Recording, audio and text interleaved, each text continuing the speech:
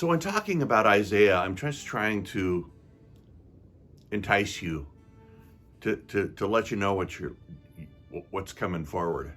And in the first 39 chapters, it's before the exile.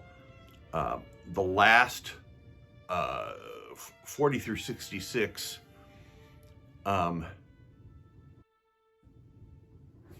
he really brings the hammer down. And in the end, he's gone through 3 different kings, and Manasseh is the king who he really pissed off, because basically he said, you're leading the people in the wrong way. There is only one God. You can't let this God Baal. You can't, let them be, we have to turn away from sin or there'll be more exiles. And there were more exiles after he was gone. But Manasseh had his men chase Isaiah, and he came upon a cedar tree, and Isaiah offered up a prayer, and supposedly the tree swallowed him up so he could hide from the men, except that some of his garment was still sticking out of the tree. And the men saw it, Manasseh saw it, they had the tree cut down, and then they sawed the tree in half, and that's what killed Isaiah. So what a death. What an interesting death. And what's interesting about how specific and strange this death was it gives some veracity to the fact that maybe there was a guy named Isaiah, and maybe God, did give him powers. Because, truth is much stranger than fiction. And this is about as strange as it gets.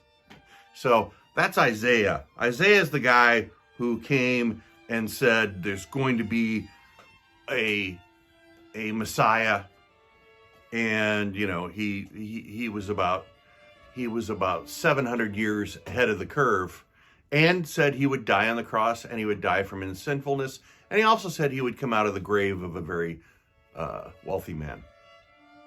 So that's Isaiah.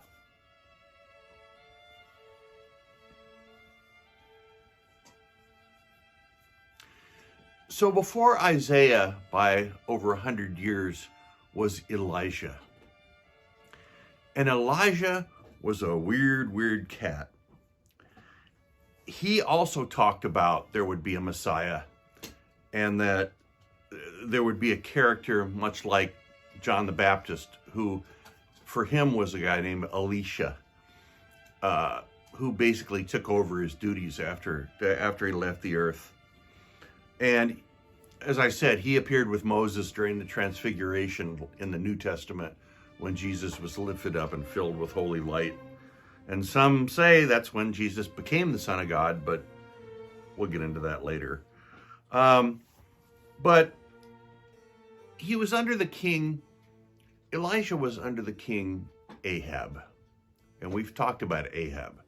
And his wife was Jezebel. And they had the Israelites, where Isaiah, I should have talked about this, really worked in Judah in the south. Isaiah worked in the north. And Ahab was the king, and Jezebel was his queen. And when Jezebel, who was a Phoenician, came to be the queen, she brought with her the polytheistic worshiping primarily of the god Baal, but some of the other lesser gods. And so the Israelites of the north were very sinful. They were offering up child sacrifice. They were doing really terrible things under Jezebel. And Elijah confronted them. And he's the one who said, let there be a test.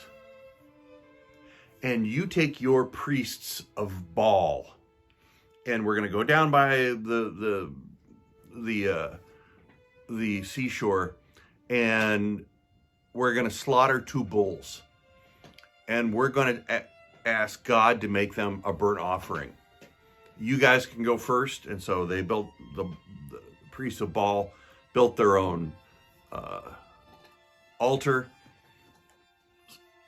carved up the bull, put it on, and they danced around for hours until they were, and flagellating themselves, calling down Baal to make a burnt offering. And Elijah sat by, probably smoking a cigarette, kind of laughing to himself. And when it came time for Elijah, he looked at Jezebel and basically said, watch this. And he made an altar, put the slaughtered bull on the altar, covered the altar with water, made a moat of water around it, made sure everything was completely wet, and then basically said, God, your turn. Fire came down from heaven, grilled the bull, and Elijah said, my God is the only God. Baal is not a God. And the people went and grabbed the priests of Baal and took them down and drowned them in the sea, which is another Old Testament happy story. So Jezebel was mad, and she had Elijah chased. And after, he runs from Jezebel, Elijah does some amazing things.